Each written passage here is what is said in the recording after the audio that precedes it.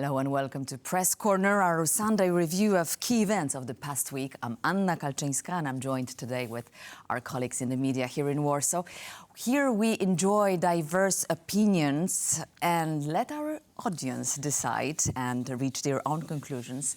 So let's start us today with Syria and with the remarkable speed of the Syrian rebel advance. The rebel forces are advancing and celebrating in Syria after taking control of the capital, Damascus, in a lightning offensive that met with little resistance from the army or its backers, that is Russia and Iran. US President-elect Donald Trump says the Kremlin lost interest in supporting President Bashar al-Assad because of Moscow's war in Ukraine.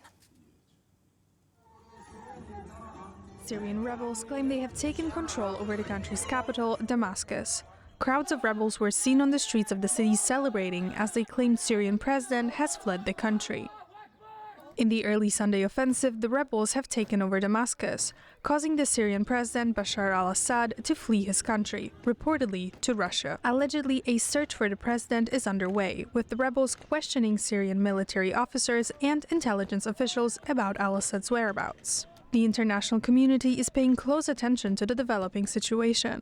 The Syrian prime minister said he was ready to cooperate with any leadership chosen by the Syrian people. Hundreds of people took to the streets to celebrate this takeover. Some were seen destroying a statue of the current president's father, former leader Hafez al-Assad.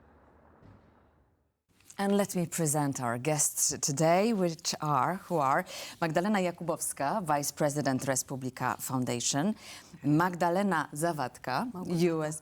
Zawadka, US correspondent for Polish media, of course, Małgosiu, sorry for that, Michał Piękoś, Editor-in-Chief Dziennik Trybuna. Good morning. And Chris Gotowski, geopolitical expert, Collegium Civitas. Good morning. Good morning to you.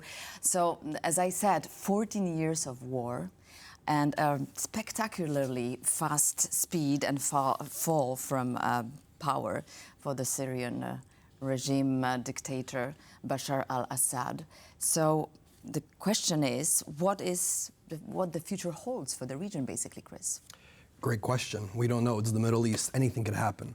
But what's shocking is how quickly all this emerged and happened, because remember that the civil war is going on for over 13 years. Assad's family has been in power for over 50. And Bashar al-Assad himself has been in power for 24 years. And within 1 week, Aleppo, Homs, Hama, Daraa, Damascus. So what's next? Well, we have to remember that those rebel forces, they were actually affiliated with Al-Qaeda in the past, called the Al-Nusra Front. Although they split from Al-Qaeda, nonetheless, they are Islamic-backed groups. The question is, what kind of rule will be in Syria? We have to remember that Syria is a very, very diverse country with Alawite minority, which was actually ruled by Assad, the majority Sunnis, which are actually by the rebel forces. We have Kurds in the east. That's a big question mark, what's going to happen there, because of the Turkish-Kurdish relationship. We also have the Christian minority also, and the Druze. So it's a jigsaw puzzle, to say the least. So what's going to happen? Well, definitely Russia and Iran are taking a huge, heavy blow in Syria right now. But what's going to happen with the government? That's a big question mark. And only time will tell, but either they could go down the road of being a hardcore Islamist rule in Syria, which I don't think anybody wants, or it could be more of a moderate rule. But I think the next days, weeks, actually even days, are going to be critical. Well, the latest is that in Qatar, there's a meeting between Russia and Iran and Turkey. Apparently, people to decide about the fate of Syria.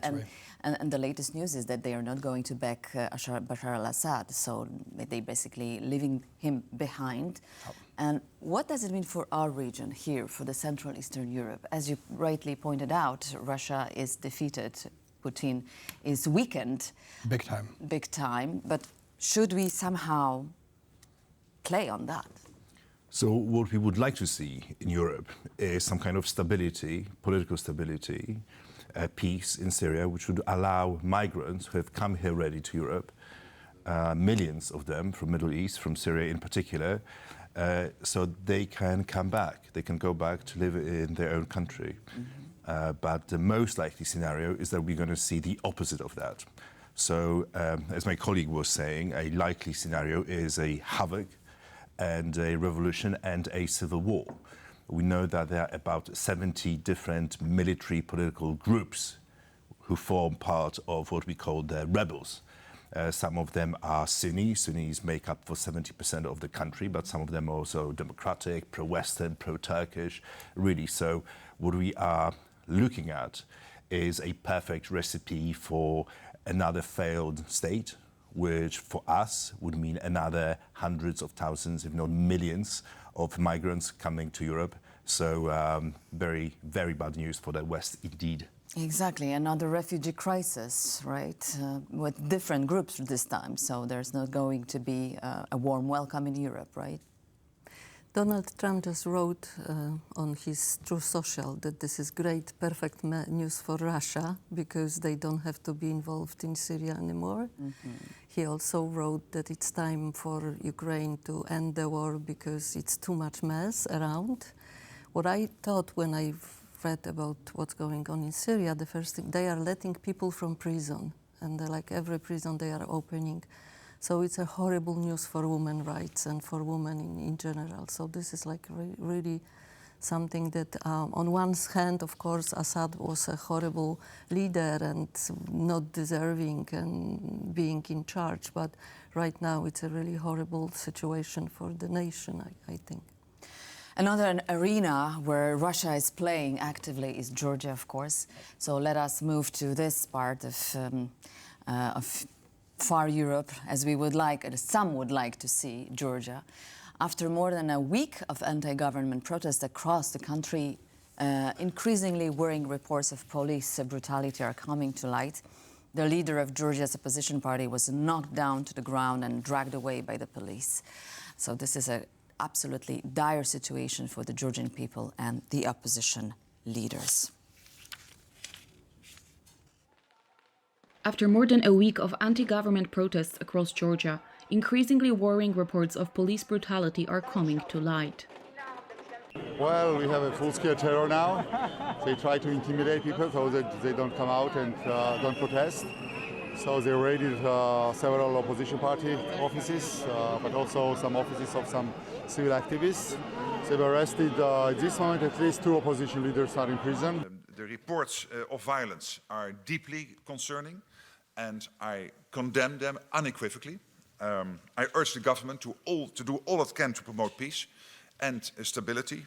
Nevertheless, protesters continue to flood the streets of Tbilisi. If we want freedom, we need to fight for freedom. So it is dangerous to be here, but it is worth it. We want to tire the police. This is the only way for us because the police have exceeded all limits. The protests erupted on November 28 following the Prime Minister's announcement that the country's EU integration process would be postponed. We have decided today not to put the issue of opening negotiations with the European Union on the agenda until the end of 2028. Facilitating Georgia's EU integration process is, however, codified in the country's constitution. The Prime Minister has since retracted this statement, saying that his government has not stopped the EU integration process. So we have not suspended anything related to the European integration. It's just a lie. And there are the opposition leaders, there are the media outlets linked with the opposition who are just lying to these people. Kobikadze's apparent U-turn has, however, done little to quell the unrest. Opposition leaders are calling the announcement a propaganda narrative and demanding that new elections be held, questioning the validity of the recent election results. The ruling party maintains that the October elections were democratic and has ruled out a rerun, despite confirmed instances of ballot stuffing, voter intimidation, violence at polling stations, and bribery on the election day. Last week, the European Parliament voted to withhold recognition of Georgia's October parliamentary elections and called for sanctions against key figures from the ruling party. On Monday, Lithuania, Latvia, and Estonia barred 11 officials of Georgia's ruling party from entering their territories. 3 days later, Ukraine followed suit, imposing sanctions on 19 Georgian politicians. The US has also announced that it is preparing further sanctions in response to the brutal and unjustified violence aimed at protesters. More uncertainty is yet to come in Georgia. Later this month, the contested parliament is expected to elect a new president. But the current president says she will not accept the vote because she believes the parliament is illegitimate. So it looks like we have a stalemate here. The opposition leaders call on European leaders to come to senses and act accordingly. But apart from condemnation of all those brutal acts by the police and special forces, what can the free world do? What else? Well, the European Union could impose sanctions on Georgia, on the government, on Ivanishvili himself, the billionaire oligarch. Travel bans, asset freezes. Something tells me that Ivanishvili doesn't keep his money in rubles, even though he made his money in Russia. That being said, they do have also the option of sanctions on visa-free travel, but that would hit the Georgian people. So that's kind of the most they could do right now is sanctions, asset freeze, and what have you. Other than that, the Georgian Dream government is going to keep going further and further and further, I predict. Exactly. I mean, those sanctions are being prepared by U.S. So what is the path, Michał? I mean, are these steps, announcing of preparations of the sanctions, then the sanctions being put in motion? How does it work? Is it like an escalation ladder? It's very tricky because at the moment we are looking at those protests in Tbilisi, and what we are saying are these urban liberal elites going out to the streets and protesting for democracy, for European Union. Quite similarly, we saw in Hungary, in Budapest, under Orban, when we had these huge democratic protests where these metropolitan urban elites just don't like these far-right nationalistic politics. And I think quite similar situation we actually do have in Georgia at the moment, where unfortunately there does seem to be a silent majority or near majority who supports the Georgian Dream Party. By putting sanctions on Georgia, we're really putting sanction on Georgian people because Georgian people elected this government. Let's remind our viewers that it is the 4th term for the Georgian Dream Party. They're in power. So I don't think that the people who voted for Georgian Dream are suddenly surprised that they have these pro-Russian, anti-EU views. It's not that the voters woke up this morning like, oh my God, Georgian Dream is anti-EU, what should we do?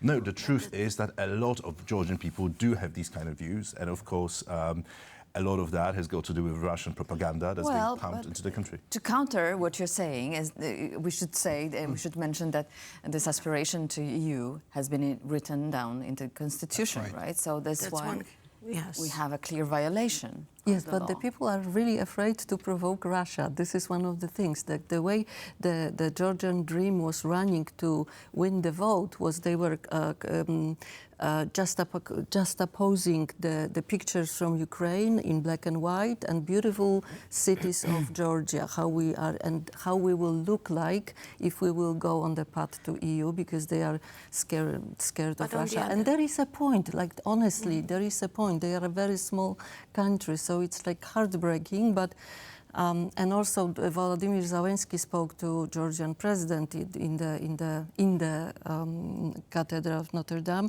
and he said that they will install that he's supporting sanctions. But we know that sanctions don't really work, and they are really working against the people of the nation. So actually, so what? I think that, I mean, like for the Georgian population and people there is an 80% support to join the EU or NATO, right? In polls, like we don't. In polls, but we know that their aspirations are there, and Georgian Dream supporters, or those who voted for Georgian Dream, are also in the streets. This been unprecedented that these accession talks were postponed to 2028. And people just don't disagree to that. This is not like something that they just are against the government only. It's against this decision mostly. So I think that there is a huge need in this nation for the EU to be kind of vocal and in the situation that we are in. There are options with sanctions. Of course, those sanctions will mostly hit on people, and but that will even more make them infuriate them, right? Exactly. But I would actually just add one thing, that it's important to point out that even though it's not a surprise what Georgia Dream is all about, it's true that people knew that they were more pro-Russian, but nonetheless, I think it's important to say that the Georgia Dream Party had a little bit of a facade over the past years, that they were one step forward, two steps back with the European Union. So they were doing things that were against actually joining the European Union, breaking all Copenhagen criteria. Nonetheless, they would always say, we will join the European Union. So I think this is actually unprecedented now that they're pretty much being almost open, saying that, you know what, we're putting a halt to this. So I think that's kind of the big issue right now, that up until 2028, we'll see if they're in power right now. Exactly. Well, Salome Zurabishvili, the Georgian president, claims she's not going to step down until the self-proclaimed government resigns, which is not going to happen, right? But what are your predictions as to what might happen in Georgia? Great deal of political instability. We could have two presidents at the same time. And I think more protests and more unrest. But the thing is that in order for those protests to get critical mass, you'd probably need around 300,000 people on the streets of Tbilisi, like enough mass for the government to be unable to disperse the people and to really put the government, the country to a halt. And I don't think we're going to see these type of numbers, unfortunately. I don't think we're going to see the same numbers. Even diminishing, well, That's which true. is completely understandable after 10 days of protest, right? People are exhausted. Yeah, right? people are tired, and police is being very brutal, really taking some measures similar to what police in Russia is doing. So terrible actions on part of the police, and this new revolution, well, it's got very small chances to actually win, unfortunately, because the government, the power behind the government, I think, seems relatively legitimate. Obviously, the elections, they were rigged to an extent. There's no doubt about it. But the extent to which they were rigged is also debatable, because when we look at the election polls, when we look at the exit polls on the night, Georgian Dream won. So it looks like they are in a strong position to pursue their pro-Russian stance. And I think there's relatively little we can do. Obviously, we can impose sanctions on them, but is it really right to impose sanctions on a country just because they don't want to join us? That also seems a little bit questionable, to be honest with you. Yeah, it would have to be personal sanctions against the guy who holds 1/4 GDP in money, right? Mr. So Ivanishvili. Mr. That's right. Ivanishvili. Who made his money in Russia in the 90s. That's But true. to But be what if honest, there's bloodshed in Georgia? Do you think that that would trigger some unexpected events, like Russia stepping in? Go ahead. That's hardly that's possible because one of the scenarios that is taken into consideration is kind of similar to what we had in 1981 in Poland, meaning the state of war introduced, and that's one of the options. And then Russia as stabilizing force, let's say, could enter in. However, this is not that possible at this very moment, and I think we should use the opportunity, we as the West or the EU, to kind of make a larger push on Ivanishvili and Georgian Dream regarding the forged elections, and kind of try to make them or annul them, similarly to what happened in Romania, or make them repeated, because the votes can be recounted or whatever. There are ideas to do it. But in the long run, what happens in Georgia, it probably depends on what happens in Romania, what happens in Ukraine, what will Donald Trump do, and how much he will be willing to let Putin win somehow. So it actually depends on what happens between Trump, Musk, and Putin. And probably Xi Jinping. So this is like if there is no way, if Russia wins the war, that Georgians, 3 million of people could just resist like, look at the geography. They are completely dependent on Russia. So. Somehow, Małgosiu, you're right, that those fates of those countries plunged into chaos are interlinked. Totally. So now let's move to Romania, because just 2 days before the scheduled vote in the second round of the presidential election, the Constitutional Court invalidated the results of the first round. The decision made at an emergency session on Friday means that the entire election process will have to be repeated. TVP World correspondent Paweł Trzaskowski reports from Bucharest. This is one of the schools in Bucharest, where Romanians were supposed to vote in the second round of presidential elections. But it's closed. It's closed because the Constitutional Court issued a ruling on Friday stating that the first round of presidential elections in Romania is in fact invalid because of Russian interference into the electoral process in the country. This means that presidential elections will have to start from scratch and that the current president of Romania, Klaus Iohannis, who has already served 2 terms as Romanian president and was about to conclude his presidency just before Christmas, will most likely remain in power until the new president is elected. And this is at least what Iohannis announced later this week. And Iohannis seems to be the central figure able to help resolve the current political crisis in Romania. First of all, he was the one to declassify the report pointing to Russian interference into the Romanian elections. And secondly, he should be the one to convene the new parliament which was elected just last week in Sunday's general elections. And in these general elections, the current governing coalition of Social Democrats and National Liberals got more than 40% of support. And ahead of the second round of presidential elections, which did not happen, they formed a coalition with the Union of Hungarians in Romania and the centrist USR party that in total got 60% of support.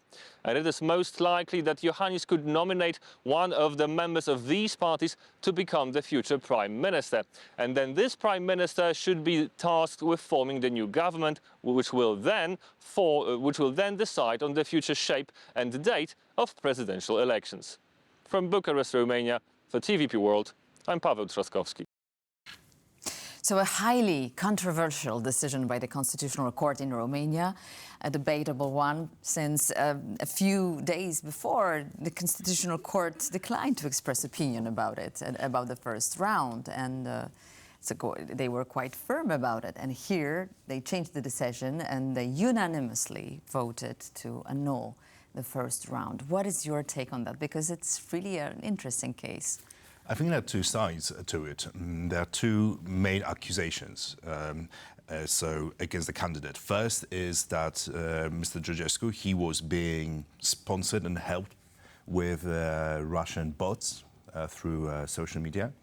And that is obviously something that you can throw at anybody, and also anyone can kind of direct some bots to help someone. So I think those are pretty shaky grounds on now elections. So for example, I'm running against you, I feel like I'm gonna to lose, so then I unleash army of bots, and then day after elections I say, well, we have to redo the election because the army of bots was helping you. So that's one side, which seems a bit shaky, but there's another one. When you look at the documents submitted by Mr. Georgescu to the Electoral Commission, it says that he spent on his whole election campaign 0. He didn't spend a single cent. So basically he claims to have had a completely free campaign. So the question is, so basically then all the money that went into the social media, to the sponsored posts on social media, went on billboards because he was also his pictures all over cities in Romania. Who was it financed by? Where did he get the money from? That is a $1 million question. No one knows that, and that needs to be investigated. And I think for a candidate to play with the democratic institutions in this way and say, listen, like, this is all free, I didn't pay a single cent. He is making fun of democracy. He is trying to trick everyone. And I think democratic system has to defend itself somehow against people like that. And this is obviously extremely harsh because the whole election was annulled. but I don't see another way how possibly the democracy can sustain itself when it's not fighting against people who break all the rules. That's true. You say that he's basically mocking the democracy rules. Exactly. However, some could argue that he's just taking advantage of the possibilities, right? And that raises question, in my opinion, about the question of social media and the regulation and its meddling in the whole electoral process, right? How to write down rules so that TikTok campaigns do not install a new leader of the government and leaders in a country, right? Like Calin Georgescu. It has been happening since Facebook kind of helped Donald Trump, right? Or even with Obama. Actually, Obama was the first one who tried to. Was it my turn? Because I can't. Go ahead. Go ahead. Sorry, Anya. I'm not pointing fingers in anymore. This is like, I have to say, I love Romania for what they did. I think this is like really important and really crucial.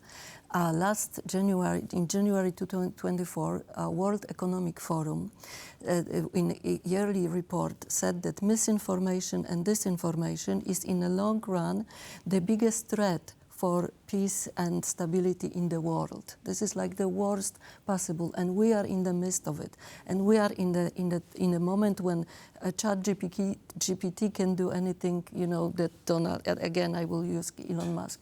I watched 2 days ago. I watched an interview with Sam Altman. He's the guy behind the ChatGPT, and he said that we are on the break. We don't know if this will be this year or maybe a year from now. This will be such a massive change in communication and without regulation. There is no way we can just, keep the world order, especially democracy. So this is something like very important, and their courageous vote, I would say, courageous decision of the tribunal, just opens a discussion this is something absolute of the highest global security. Well, you are absolutely right. That's not the first case in the past few months in Europe. I mean, Moldova, then Georgia, that there's been a huge meddling of foreign malign influences from Russia, because we know the sources, of course.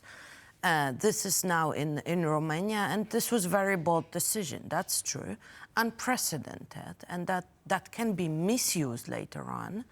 And this kind of, it opens some avenues for malign actors to repeat similar situations and cancel next elections in some other countries. The Constitutional Court granted itself new powers, right? But to some extent, well, not every constitutional court has those powers. In Romania, specifically in Romania, it could use this hammer, let's say. Yes, but it also shows that there is a need for further regulation or regulating such contents. Global, together. Global, absolutely. Because those social media are global. TikTok hasn't informed that the content that they are spreading for large amount of monies. We talk thousands of hundreds of dollars.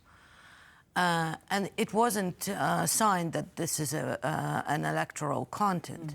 So there's some loophole or some issue that has to be addressed as soon as possible. Although European Union already tried to regulate it. There were attempts of discussing how to regulate social medias in the electoral process in the European Union, and they failed. So far, none has come. I think with TikTok, that's basically impossible, because TikTok is run out of China. They're not going to cooperate on absolutely anything. The algorithms are being kept secret. So the only thing Europe can do about TikTok is just ban it. That's it. That, or just leave it like it is, basically. Like in the States they're trying to do, right? There's a big debate in the United States what to do with TikTok. But I would just like to say that I agree with what was just said earlier by my colleagues. But I also would like to add that you have to remember that Lusconi, she was actually against the decision. Absolutely. Right? Well, because of course, this unlawful, illegal, and this immoral. sets a dangerous precedent, potentially. But I have to say, at the end of the day, we have to remember that 25,000 accounts were formed on TikTok in the past 2 weeks supporting Georgescu.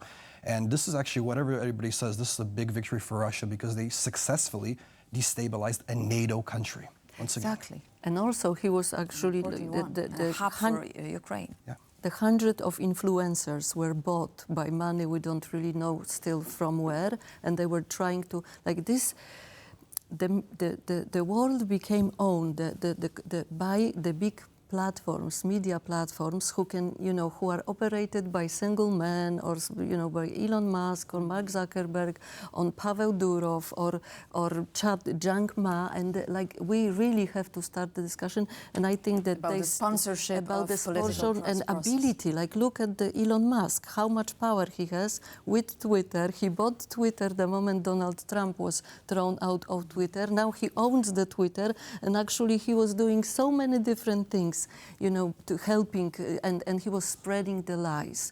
And we also need an army of journalists. Whatever is going on in the world shows us how important it is how important is the profession of journalism, which this the young people, they get their information not from professional journalists, but from the YouTubers, from TikTok shows, and this really destroys the minds and critical thinking of young men. So I really think it's very important. The last thing says that Australia also banned TikTok and social media from young people under 16. And it all happened, But if I may add something to that, it's very interesting because we are talking as if Romania suddenly went mad and voted for Georgescu completely out of the blue. Wait a moment, Romania is a society which is pro-Western, pro-EU, pro-NATO, and here they are voting for a candidate who says, let's sit down and talk with Putin. And the question is, why did they do that? And I because they are afraid of war. Because they are looking and seeing what is happening in Ukraine. We thought that once all this, incredible Wunderwaffe from NATO arrives in Ukraine, the war is going to be over. We have such a technological advantage. We're going to show solidarity, and we are going to allow Ukraine to win. If not within months, within a year or two, the conflict is going to be done. And Romanians are looking at it and being like, wait a moment. All these incredible American, German tanks are being destroyed on the battlefield. Yes. Europe and America combined cannot today produce as much artillery as Russia alone. And we have Moldova on our borders, the Romanians have, with Transnistria and possible another area where there could be a military conflict. So they are looking like, for many of them, NATO is not as strong as they had been perceived before the war in Ukraine. But that was the narrative of Mr. Georgescu. It's not exactly there was so much internal issues in Romania. Also, rather than the external security question, because Romania was supporting and is supporting Ukraine. Of course, there are loads of money that they need for their economy on an everyday basis. And of course, people are fed up and kind of felt disillusioned and kind of felt the power the current president, Iohannis, has even made an apology to the nation that he is so much detached and that the political elites were too far from people. This was a sign of people being kind of unhappy with the system now, rather than because a few months ago they made a very different decision, rather than the security aspect only. Yes, so economy was a very important factor, definitely. I agree with my colleague, because I think that it was less to do with Ukraine and Russia. I think it was actually internal factors. And now you can look at it that Romania has been actually developing, growing at a very fast pace over the past years. It was actually one of the biggest success stories. Nonetheless, there were people who were left behind. And I think that's that group that Georgescu was actually targeting to, and quite successfully, that actually from 5% to 23%. Putting aside the bots and the Twitter accounts. But then nevertheless, there is a group of people in Romania feels that they've been left behind despite all the success stories over the past couple decades. 5 million of Romanians left the country and are currently living abroad trying to make up living. So many factors, that's definitely. So if I may, I would like you to discuss also our domestic issues and invite you to our development in Poland. After nearly a year of hearings, the parliamentary committee investigating the so-called cash for visa scandal adopted a final report earlier this week. Based on the finding, the committee is now pushing for the indictment of various officials of the previous government, including the former PM, for their alleged role in the illegal sale of visas, alleged role in the illicit sales also. So let's see what it brings us. After nearly a year of hearings, the parliamentary committee investigating the so-called cash for visa scandal adopted a final report earlier this week. Based on its findings, the committee is now pushing for the indictment of various officials of the previous government for their alleged role in the illegal sale of visas. This visa fraud scandal is basically like other countries when you can buy your visa to come to the Schengen zone. 11 notices will be sent to the prosecutor's office, 3 of them concerning former Prime Minister Mateusz Morawiecki, former Foreign Minister Zbigniew Rau, and former Interior Minister Mariusz Kamiński. The charges concern abuse of rights and neglect of duties to the detriment of the public interest and for financial gain, as well as passive influence peddling. According to the report, the Law and Justice government allowed 3,610,000 people to enter Poland during its tenure, with individual officials profiting from the visas issued. For example, through the Poland Business Harbor, a program aimed at simplifying the visa process for IT specialists, startups, and companies without the need for work permits. I have suspended the Poland Business Harbor program, through which hundreds, if not thousands, of Russian citizens entered Poland. Many of the immigrants treated Poland as a hub, using the visas to move within the Schengen zone or to attempt travel to the US. The scheme was uncovered when the Polish authorities were alerted about the unusual increase in the number of Polish visa holders by the American intelligence services. The cash for visa scandal was a massive blow to Poland's image on the international stage. In an effort to erase the visa scandal, Polish authorities decided earlier this year to cut the number of work visas issued to foreigners and tighten visa rules for international students seeking to study in the country. Right, so 11 notices sent to the Prosecutor General's office. The charges are punishable up to 6 years of imprisonment. Do you imagine those officials to be actually sentenced? No. Like Mateusz Morawiecki, right? Former Minister for Foreign Affairs, Zbigniew Rau. No, I think that Donald Tusk realized that these 3 committees, the Cash for Visa Investigatory Committee, which is one of the main 3, they have to be shut down because the political impact which they are having on politics in Poland is close to zero. Listen, there was this great message coming from the current ruling government that once we come to power, we're gonna make justice. We're gonna put all these corrupt law and justice officials in front of judges and tribunals and behind the bars. Justice is gonna come, and here we are 1 year later.